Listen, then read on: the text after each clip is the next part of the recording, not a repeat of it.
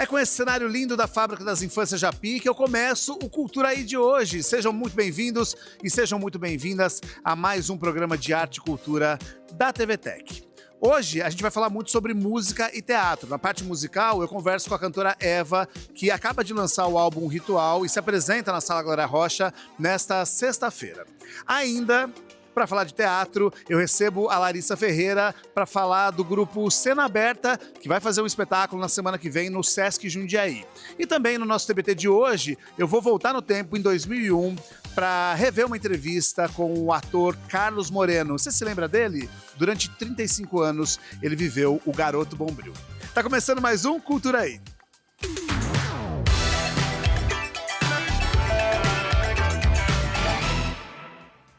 O primeiro álbum da cantora Eva se chama Ritual e ela vai fazer uma apresentação na Sala Glória Rocha.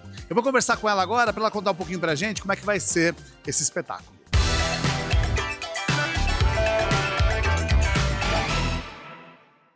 Na sexta-feira agora, dia 14 de agosto, a cantora Eva, que está aqui do meu lado, se apresenta na Sala Glória Rocha a partir das 8 horas da noite. Vai ser um espetáculo lindo, vai ser o espetáculo do álbum Ritual. A gente vai falar sobre ele.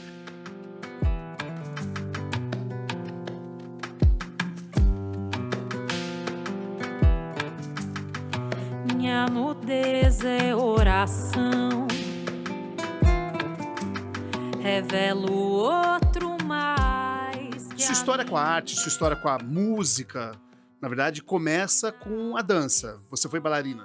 Isso, eu comecei dançando balé clássico com 6 anos de idade e depois eu migrei para outras danças, né? Dança contemporânea, danças populares brasileiras. E aí o canto veio como uma extensão depois desse processo com a dança, que foi interrompido parcialmente. Seu sonho era ser bailarina? Sim, era profissional. Eu achava que eu seria bailarina. E aí vem uma pandemia e você descobre uma fibromialgia no meio que limita você um pouco. Sim, veio o diagnóstico na pandemia, embora anos antes do diagnóstico eu já tinha interrompido as minhas atividades com a dança justamente porque o meu corpo não dava conta de dançar da maneira como eu estava me propondo naquele momento. Então, eu já tinha feito essa transição já, né? Para cantora, para outras linguagens artísticas. Mas foi na pandemia mesmo que eu tive esse diagnóstico e aí sim um norte em relação a esse estado que durante muitos anos foi misterioso para mim, né? Como a gente começa a perceber e entender um pouco o trabalho de cantoras e como elas são também seres humanos como todo mundo, como tem limitações. Como, por exemplo, também o caso da Celine Dion, que tem um problema ainda, né? E tá voltando aos palcos agora, mas ela também tem limitações por causa de uma doença que ela tem. Ela fez um documentário que é ótimo, belíssimo. Assistam, porque ela é muito impactante, muito bonito. E eu acho que tem um pouco isso, né? De você também usar esse seu diagnóstico da doença para se entender um pouco mais e para repensar um pouco a sua maneira de fazer arte também. Totalmente, né? Porque quando você tem uma doença de dor crônica, especialmente, não tem como você ignorá-la. Então, a dor é um estímulo que a gente não consegue ignorar. Então, foi um período mesmo de eu rever muitas coisas, entender meus limites e saber trabalhar com as possibilidades. O que é muito difícil para uma virginiana, porque eu adoro me sobrecarregar. Então, é um ensinamento, assim, diário. E, no final das contas, não querendo ser poliana, mas foi o que me levou para esse lugar, para esse ritual, na verdade. Tudo por isso, né? Quando você cria o ritual, quando você começa a escrever as letras e pensar na sonoridade um pouco do álbum, como é que você trabalha? O que você tira de você, da Eva, para recriar esse mundo? Foi um período onde eu tive o auxílio de várias ferramentas, na verdade, que eu me muni para conseguir elaborar a dor. E uma delas foi um diário, onde eu anotava tudo. E à medida que eu fui revendo esses escritos desse diário, eu ia percebendo muita potência ali, no sentido lírico mesmo. Eu nunca tinha me entendido como compositora, nem queria ser compositora. Foi uma coisa assim que, eu vou por hobby aqui mesmo, mas depois da primeira composição, o resto veio muito fácil. E aí eu pensei, nossa, eu acho que eu tô querendo cantar o que tá emergindo daqui, sabe? Porque interpretar é um negócio muito bonito também, que eu sempre gostei, mas é uma outra onda você cantar aquilo que você vive.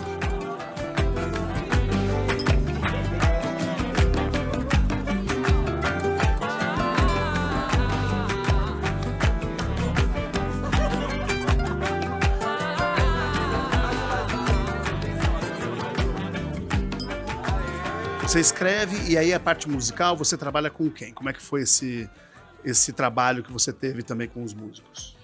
Então, tudo que nasce musicalmente, primeiro é da palavra. Então, eu sempre caneto essas letras, eu vou dando o texto em voz alta, entendendo quais são os caminhos melódicos que a canção pode ter. Então você escreve e canta ao mesmo tempo? Isso, sim. Primeiro eu vou declamando em voz alta, aí eu vejo os caminhos melódicos possíveis, né? E aí quando eu sinto que já tem uma estrutura melódica ou até rítmica que tá sendo ditada por esse texto, aí eu chamo os companheiros, que foram muitos, na verdade, no disco, foram mais de 28 musicistas, né, e produtores, para somar. Seja fazendo harmonia ou nessa questão do arranjo mesmo, né? Foram 2 anos de... Sim, porque foi um processo caótico. Ele não foi linear. Eu queria que ele tivesse sido, mas quando eu parei de controlá-lo, ele fluiu. Agora eu quero entender, como é que um processo caótico se transforma em algo que é um ritual para você transcender, para você repensar, assim? É que pelo menos o meu ritual, ele nasce do caos. É mesmo? Eu acho que exatamente o ritual, ele vem para tentar organizar e lançar luz, beleza sobre esse caos, assim. Eu acho que é muito sobre caos.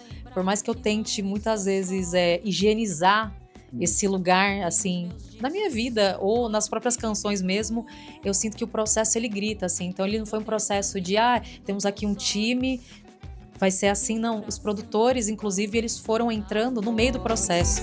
Sou aquela, só esférica, me visto de nua e arrumo uma casa pro caos instaurar. Eva, como é que vai ser a apresentação na sexta-feira na Sala Glória Rocha? O que você está preparando pra gente? Então, vai ser o lançamento oficial do disco, esse repertório todo autoral, e vai ser a primeira vez que eu vou cantar esse repertório com banda. Então, é uma outra experiência, né? Eu costumo pensar que estúdio é estúdio e palco é palco.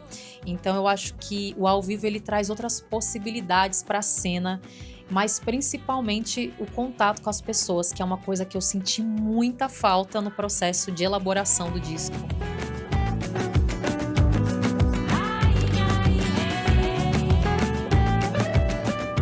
Sexta-feira agora, vamos convidar todo mundo, sexta-feira agora, Sala Glória Rocha, a partir das 8 horas da noite, os ingressos estão sendo vendidos nos totens ali da Sala Glória Rocha ou ali mesmo, né, na bilheteria.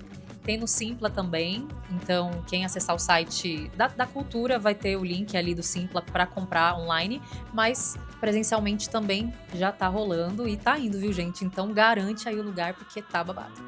E uma sala incrível, um espaço incrível que é a Sala Glória Rocha, vale a pena, ele tem uma acústica incrível, ele é muito acolhedor, né? Sim, ele é íntimo, ele é aconchegante, ele é bem ritual mesmo, como é. Olha o que eu acabei de achar aqui, é maravilhosa essa mascote do Fábrica das Infâncias Japi, que tá aqui andando em cima de mim, muito à vontade, muito tranquila, pra gente falar do grupo Cena Aberta, que bom, não tá aqui ainda, né? Mas o grupo Cena Aberta chega a Jundiaí na próxima semana, é um grupo do Maranhão, que vai apresentar um espetáculo belíssimo, contando um pouquinho da história do Maranhão pra gente.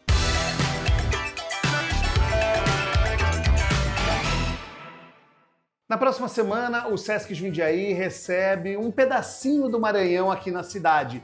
A gente vai ter a honra de ter nos palcos aqui do Sesc o grupo Cena Aberta, que vai contar um pouquinho da história do Maranhão, vai trazer pra gente conhecer também aqui em Jundiaí. Eu vou conversar com a Larissa Ferreira. A Larissa é atriz, é diretora do movimento, também é co-diretora desse espetáculo que vai vir aqui para a cidade. Larissa, muito bom falar com você. Aliás, eu já vou falar agora que eu amo o seu país, Maranhão. Eu acho ele incrível, lindo. E quem nunca foi a São Luís, que também é incrível, uma cidade linda, e não foi a Lençóis Maranhenses, é um passeio que eu falo que é um dos melhores e mais lindos do mundo, porque é um lugar maravilhoso, né, Larissa? Eu já começa me ganhando, né, gente? Porque falando do Maranhão, eu já tô me sentindo em casa.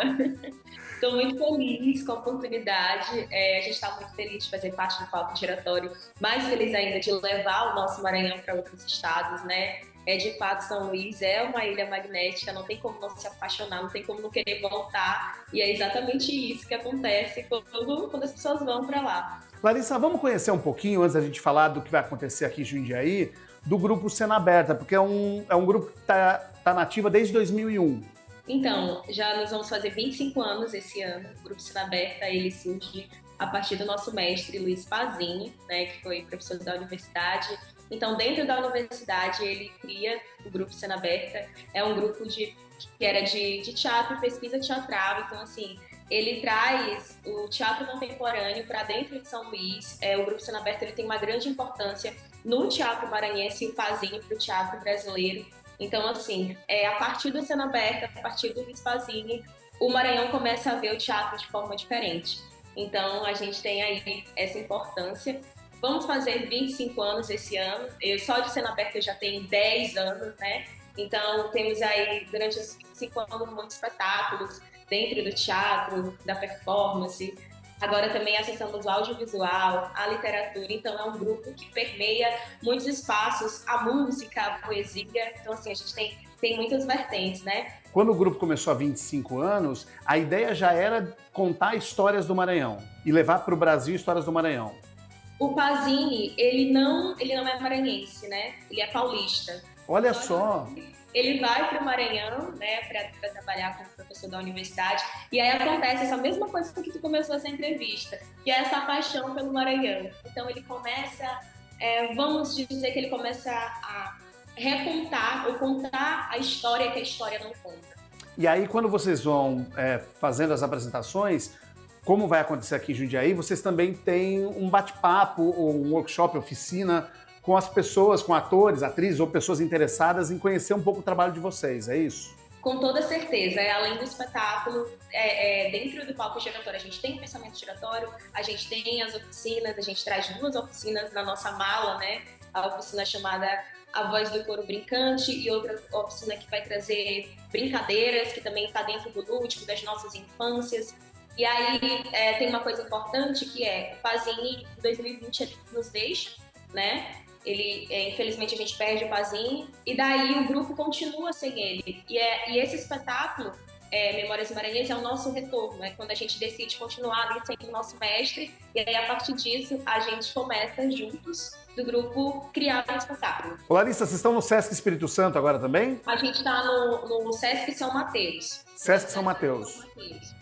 E aí a programação vai ser parecida com a que vai rolar aqui, que vai ser pensamentos giratórios. Isso. Aqui a gente vai ter a apresentação hoje. A gente assistiu um grupo ontem, né, que é local, um grupo de teatro local, e aí a gente vai fazer um intercâmbio. Que a gente vai trocar ali as experiências com aquele grupo de como é o processo criativo. O pensamento giratório é uma outra forma da gente trocar essas experiências, tanto para falar de como o nosso grupo, né, desenvolve as nossas atividades, de tempo de grupo, e principalmente sobre o espetáculo que está participando do palco giratório, só que aí é um lugar que a gente abre para mais pessoas, né? Então, assim, artistas, pesquisadores, quem quiser conhecer o nosso trabalho, está acompanhando a programação do Sesc, vai conseguir participar. Eu não gosto nem de chamar de palestra, mas desse bate-papo, dessa troca. Eu até fico imaginando como devem ser esses bate-papos, porque cada região do Brasil, obviamente, é diferente, né? Com seus sotaques, com as suas histórias, com os seus momentos. Aí Espírito Santo é uma coisa, Jundiaí, que é interior de São Paulo, vai ser outra. Como cada um absorveu essas histórias e como cada um vai receber também. Eu acho que para vocês deve ser super importante também para ter esse feedback, né? Para receber esse outro tipo de energia das pessoas. Total, assim, a gente inclusive já está conversando que a gente já sente, né? Quando a gente chegou aqui, que a gente se conecta com a cidade, com os artistas da cidade, com o público. A gente ainda nem apresentou, mas ontem a gente assistiu o espetáculo, então a gente já começa a entender e a trocar a forma de falar. E Memórias Maranhenses, quando eu falo que ele traz o Maranhão, quando a pessoa está em outro estado, a gente também começa a fazer essa troca, né, das palavras que são específicas do lugar, ou de como as pessoas desenvolvem suas atividades. E aí ontem teve um espetáculo que falava sobre memória, né, que o artista contava ali sobre a sua mãe, e aí a gente também já traz essa coisa da família, da infância. Então a gente vai criando essas relações, essas conexões, e mais do que isso, tem esse lugar de escuta e de troca, porque a gente também pode ter as conexões, mas a gente também tem as diferenças, né? E ali também eu sinto que elas se interseccionam, e isso é muito importante para além do espetáculo, essa troca que a gente tem com o público, porque isso também é um outro ganho, e isso também já é combustível para as próximas coisas que a gente vai desenvolver. Então, olha só, vamos convidar então, todo mundo aqui de Jundiaí. Aliás, se você está assistindo de outro lugar, perto de Jundiaí, quiser vir assistir também um pouco desse bate-papo e também o espetáculo, na terça-feira, então, dia 18 de agosto, às 7 horas da noite, tem o Pensamento Giratório, que é essa conversa, esse encontro, que é muito bacana. Vai ser na Biblioteca do Sesc Jundiaí. Apareça, é de graça, muito bacana. E daí, no dia seguinte, tem a apresentação do espetáculo Memórias Maranhês, que é o A Casa. Isso, Memórias Maranhês A Casa. A partir das 3 horas da tarde, os ingressos no site já não estão sendo mais vendidos, então se você quiser, vá até a bilheteria ali normal, né, a bilheteria presencial, e compre seu ingresso para assistir ao espetáculo, então no dia 19, tá certo? Parabéns pelo trabalho de vocês, obrigado, viu? Estou muito feliz com a oportunidade, foi um papo assim delicioso, estou muito feliz de conhecer Jundiaí, que eu ainda não conheço, né, de levar e conhecer a partir do teatro, a partir de Memórias Maranhês. Então, assim, reforço esse convite para vocês estarem no Pensamento Giratório, depois assistindo o nosso espetáculo, trocando com a gente. A gente está muito feliz, que a gente está sabendo que as pessoas estão comprando ingressos, pegando ingressos, então acho que já vai esgotar. Isso para a gente é muito importante. E também se preparem, gente, vão conhecer o Maranhão, que é tudo de bom, né? Assim, é uma ilha magnética, são únicos, então aproveitem. Muito obrigada. Em nome do Céu Aberto, a gente está muito feliz. Há 25 anos, a gente recebeu na TVTech, antiga TVE, uma figura muito conhecida. Talvez muita gente não conhecesse o nome dele, mas a figura, o personagem, todo mundo sabia quem era, o Garoto Bombril. E eu conversei com o ator Carlos Moreno, então, para o programa Sala VIP.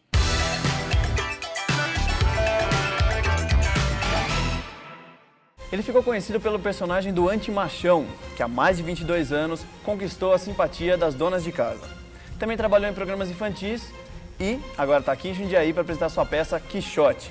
No Sala VIP de hoje, Carlos Moreno. Tudo bom, Carlos? Tudo bom. Prazer estar te recebendo, entrevistando. Muito obrigado, eu estou muito feliz de estar aqui. Carlos, vamos falar um pouco da sua vida antes de ser Garoto Bombril. Você já era ator? Como que começou tudo? Eu já era ator, eu fazia teatro profissionalmente desde 72. Você não fez uma faculdade de arquitetura? Fiz, nossa, você sabe tudo. Eu fiz junto, eu comecei a trabalhar com um grupo de teatro na década de 70, em 72 a gente se profissionalizou e ao mesmo tempo eu fazia arquitetura. Eu estudei na FAU, da Faculdade de Arquitetura e Urbanismo da USP, lá em São Paulo. Você é paulista? Eu sou paulistano, nasci lá, apesar de falar com sotaque meio interiorano, que ninguém sabe por quê, eu também não. Enfim, mas aí eu fiz a faculdade junto com esse trabalho em teatro e depois eu acabei a FAU e fiz pós-graduação. Você acabou então? Acabei a FAU, sou arquiteto e diploma, mas eu nunca trabalhei com projeto mesmo, de edifício, de nada disso. Eu sempre desenhei muito, eu desenho razoavelmente bem, então eu fiz depois pós-graduação em comunicação visual, que hoje chama design gráfico, e trabalhei muito tempo com isso também. Aí o ator foi ficando maior. A história da propaganda aconteceu por um acaso e foi uma sorte que eu tive, porque eu estava com um espetáculo em 77. A primeira campanha da Bombril foi para o ar em 78. E em 77 eu estava com um espetáculo em cartaz com esse grupo chamado Pod Minoga. E tinha sido criada uma campanha pelo Washington Oliveto. Na época ainda ele trabalhava na DPZ, fazia dupla com o Petit. E os dois criaram esse personagem e passaram para uma produtora para fazer o casting. Casting é a escolha do ator, né? Uhum. Fazer o casting e fazer o filme.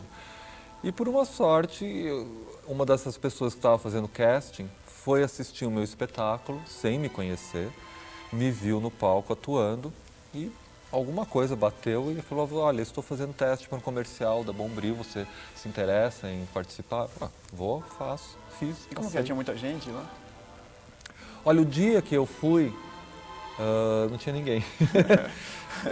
Eu cheguei lá na produtora e já era meio tarde da noite e falou, tem mais uma pessoa para fazer teste. Mais um para fazer teste.